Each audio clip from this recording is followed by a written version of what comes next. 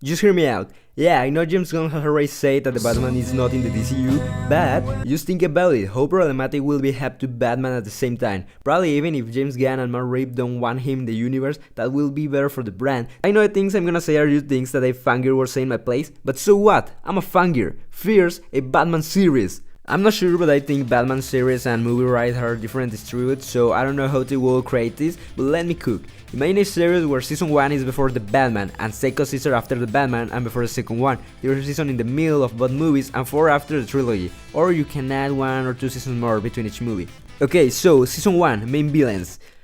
Sorry, but Joker. I know we have already had a lot of Joker, but if we wanna see the entire career of this Batman, we have to see him. I'm mainly saying this because this is a scene where Batman already knows Joker. Okay, we know he's going to be imprisoned. So, Bane.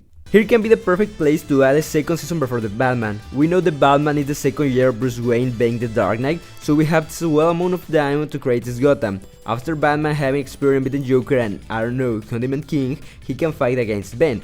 I'm not saying he's winning, just an opportunity to give sense to this liquid Battinson had in the Batman, and maybe recreate this panel again. Now, this will be for the final battle with Bane. So, first movie and just go on. It's obvious Court of Owls will be the last enemies of Batman movies, because everyone is asking for it and they don't have even the script for the second movie, so they won't have yet the script for the third. So we have first and last movie, and we need to fill that hole in the second movie with something like, I don't know, Eraser. Yeah, in the next seasons of this imaginary series they can show us someone like Man-Bat, Clayface, Scarecrow, Two-Face, and etc. And we can adapt more comic accurate this panel, even adapting Azrael. Then, if we're here, that means we're in the DCU, so after the break of his back, they can upgrade him, not like Bat Bane, but more like adding more resisting bones, something to still saying he's a human. Although perhaps this will break with his non-power aura, but just an explication to can see him fighting against Darkseid. So how am I going to fit it into the DCU? It happens 10 years ago. No Superman, last movie adapting Dick Grayson, last season with Jason Todd and Death in the Family, and maybe after the death of Jason, Batman took a little break, so enough time to an older and more experimented Batman in Brave and the Bold. And obviously see more enemies like Mr. Freeze, Scarecrow, Ra's al Ghul, Anarchy, Professor Fig, or even Prometheus, and if you want to add more seasons to the series between these movies, but I think with all we have is enough. For now.